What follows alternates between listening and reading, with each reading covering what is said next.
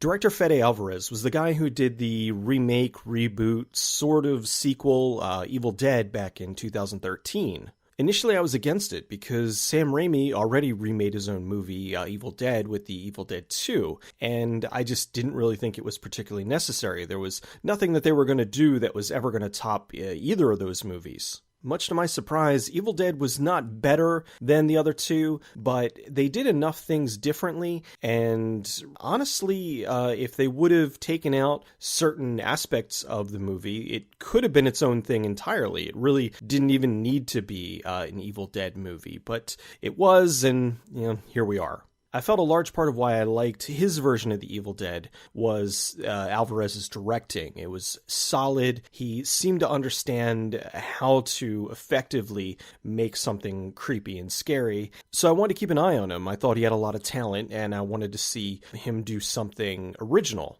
Along comes Don't Breathe, a movie that he directed and co-wrote, and man, did he knock it out of the park. Don't Breathe is about these three friends that are stuck in this dead-end town, and what they've been doing is they've been breaking into various houses around in the area and trying to collect enough money and move away from there so they don't want to be in this hellhole anymore. They get a tip that there's a guy who has over $300,000 stashed in his house, and they want to break in and steal that because that's more than enough than they would ever need.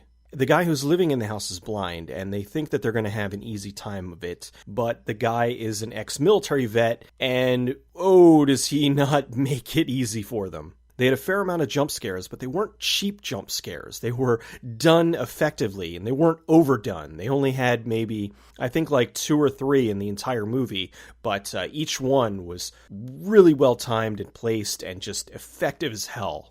It never felt cheap. I thought the characters, none of them did anything particularly stupid where you felt like, oh God, why did you do that? You're throwing your hands up in the air. I think that everybody in the situations acted intelligently, and it didn't leave you feeling like, oh, they should have done this or they should have done that. It seemed like everything that they were doing was right. It's just that they were in over their heads. Jane Levy, or Levy, not sure how you pronounce it. She played Rocky and was absolutely terrific. I remembered her from Alvarez's Evil Dead, and I liked her a lot. Stephen Lang was awesome as the blind guy. He was the villain that you love to hate because he was so vicious. The things that he did, and when he would pop up, you just wince at some of the stuff that he was doing. He was just a really badass dude. And being blind did very little to impact how much of a badass he was. The other thing that I really enjoyed, the blindness angle was not just a gimmick. They did use it incredibly effectively. Another positive, and this is something that I was expecting from Alvarez after seeing his version of The Evil Dead, he did not shy away from the R rating. This was an R-rated movie through and through. There were some brutal moments, 2 in particular, that had the entire audience wincing. There were some things in the movie that I didn't care about. Unfortunately, I can't talk about them without getting into some spoilers. They didn't detract from the movie enough to not go see it. I still think the movie is very good, but they were just things that bugged me. So I highly recommend you go see the movie. It is a terrific horror thriller that is probably, I'd say, 30% horror, 70% thriller, if that really makes a difference to you. And now I'm going to get into the spoiler side of things. Unfortunately, I can't really talk about this stuff without spoiling it. So if you want to go see the movie, and I highly recommend you do, I say tune out. And then if you're curious, you can come back and listen to what I had to say. First off, Rocky's boyfriend was incredibly annoying. He reminded me of Alien from Spring Breakers, and I don't know if that was intentional, if we were just supposed to really not like the guy, or if he was supposed to have some sort of redeeming qualities, but I didn't like him, and out of everybody in the movie, he really got on my nerves.